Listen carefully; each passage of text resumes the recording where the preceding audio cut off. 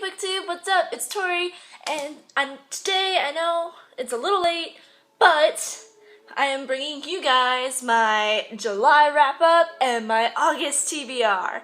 So without further ado, let's begin. So July was a pretty awesome reading month for me. I managed to read 7 books in July, and I think the fact that Booktubeathon was in July helped out a lot with that, but I'm super excited.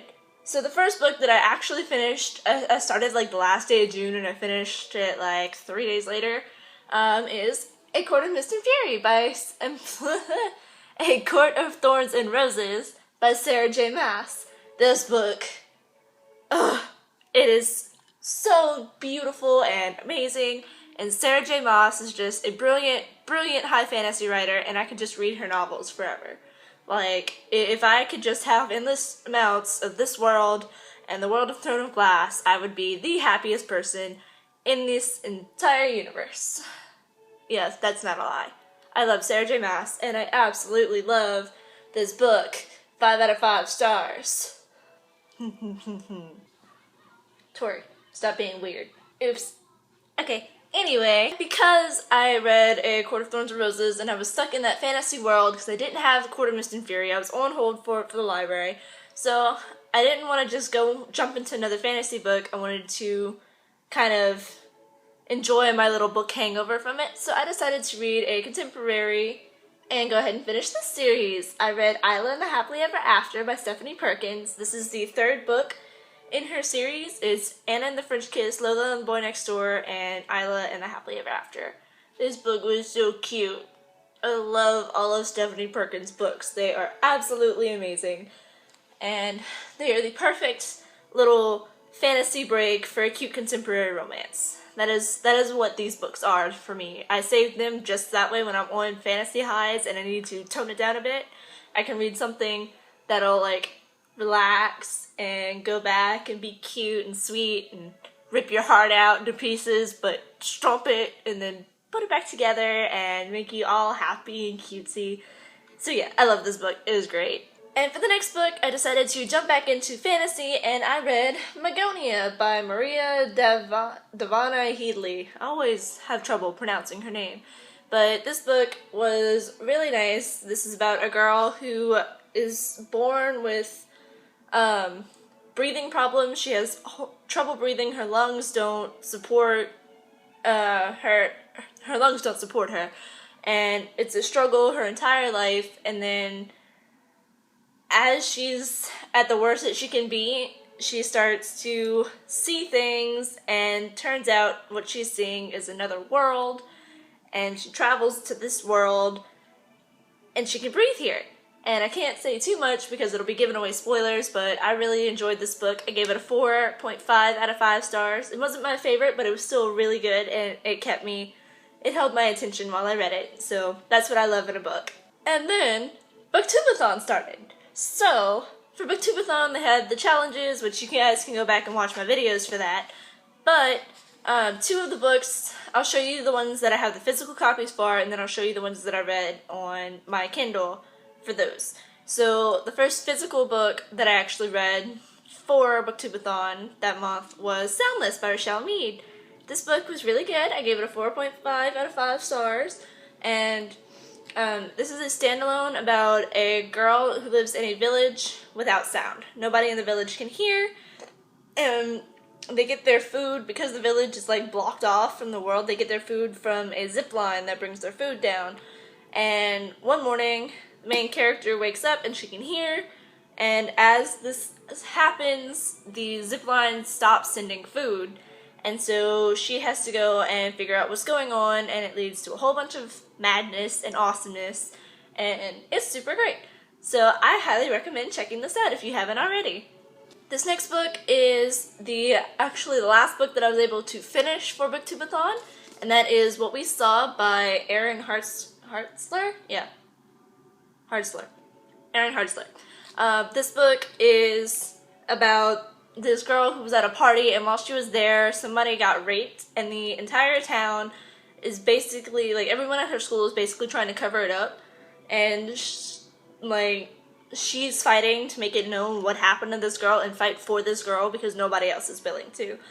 And I really, really enjoyed this book. It's a topic that's not touched on very often, and I praise Erin Hartzler very highly for getting into this topic. Now, this book does have a rape trigger, and at times, yes, it is difficult to read, but I think everyone should read this book. It is absolutely wonderful, absolutely moving, and I thoroughly enjoyed it. I gave it 5 out of 5 stars. So, yeah, go check it out. Next book that I read, I think this was the first book that I read for Booktubeathon, and that is A Midsummer Night's Dream by William Shakespeare. We had to read a book that was older than you and a book-to-movie adaptation, so this one fit the bill, and I also read it at night. So it knocked out 3 of the Booktubeathon challenges in one. So I enjoyed it. I love Shakespeare, and it was really great. The final book that I read in the month of July was actually the second book that I read for Booktubeathon, and that is Zenith, Part 1 of the Andromeda Saga by Sasha Ellsberg and Lindsay Cummings. I almost said Lindsay Sterling. Nope, Lindsay Cummings. This book is just a little... It's 100 pages because they were releasing it as part of... each part has 100 pages and they were going to release several parts. But Sasha actually released today that she's getting published, so hopefully by fall next year, 2017, they will have the full book published, and I cannot wait to read it because these 9 chapters right here were absolutely wonderful, and I was just enthralled. I finished it in like an hour and a half. It was just that good. So if you guys have not checked this out yet, feel free to. Please go check it out. Support Sasha and Lindsay.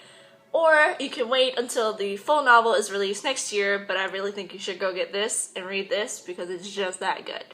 Okay, so that's it for my July wrap-up. So I was going to just add my August TBR to this. You know what? Scratch that. I'm going to add my August TBR to this. So hang tight. I'll be right back. Okay, so for my August TBR, I'm only going to have 3 books on here right now because I actually have band camp starting this Sunday. So that'll take up a solid week, and then after that's done, classes start again, so I don't know how much time I'm going to actually have to read. So I'm going to keep my TBR kind of short, and if I read more, hey, that's awesome. I read more than I planned to. So the first book that I've got on my August TBR is A Court of Mist and Fury by Sarah J. Maas. This is the sequel to A Court of Thorns and Roses, and to be honest, I kind of already finished it. Oh my god, you guys, this book is so good. I'm going to talk about it more in my August wrap-up, but I can't say much right now, but it's so good. Okay, anyway, moving on. The next book that's on my August TBR list is This Savage Song by Victoria Schwab. I got it in the July Owl Crate box, and I'm currently reading it. I'm on page 46, right there. You see my little bookmark thingy right there? Yeah, it's actually really good. I just started it yesterday, and I say I'm making good progress. This is about a girl who is normal and a boy who is a monster, and they both live in this city that is separated by a wall. And I don't know that much about it right now because I didn't read like the summary to it. I just kind of dived into it. But I know the back of the book has a poem, which is something that the little kids in the North City, I think, sing. It's, Corsai, Corsai, tooth and claw, shadow and bone will eat you raw. Malchi, Malchi, sharp and sly, smile and bite and drink you dry. Sunai, Sunai, eyes like cold, sing you a song and steal your soul. Monsters, monsters, big and small, they're gonna come and eat you all. So I think this is really awesome. I'm super excited to read more into this book, and it's actually the book that Anna and I are reading together this month. Well, not together, but we're both going to read it this month and then talk about it and discuss it. But on my Instagram, iCycle74, I'll leave a link below. I'm doing a read-along with this, and once in each verse, I'm going to go ahead and post a picture, and we'll have a little discussion in the comment section below. So if you want to join in, feel free to. It's open to everyone. Just come follow me on Instagram, and you'll see it. And finally, the last book that I have in my August TBR is City of Glass by Cassandra Clare. Oh, I'm sorry, this is City of Ashes. City of Ashes by Cassandra Clare. This is the second book in the Mortal Instruments series. Yes, I know, I'm late. I read City of Bones last year, and I just never picked up City of Ashes, but I'm going to do it. I want to do it this month. So, if my plan goes right, I will go into City of Ashes and hopefully continue on with the rest of the series until I finish it, because I now own all of it, including the first 2 books from the Inferno Devices, Clockwork Angel and Clockwork Prince, working on getting Clockwork Princess. I found a thrift book website called thriftbooks.com, and it is eating a very large hole in my wallet, so I've got to hold off on the book buying until I get my next paycheck. So, yeah. Alright, and that is it for my July wrap-up and August TBR. Let me know what you guys are reading in the comments for this month, and let me know what y'all read last month in the comments below. Also, side note, if you notice my backdrop is different, I moved into my dorm. That's why it took me so long to post this. So, yep, okay, that's all for this video. I will see you guys next time. Bye!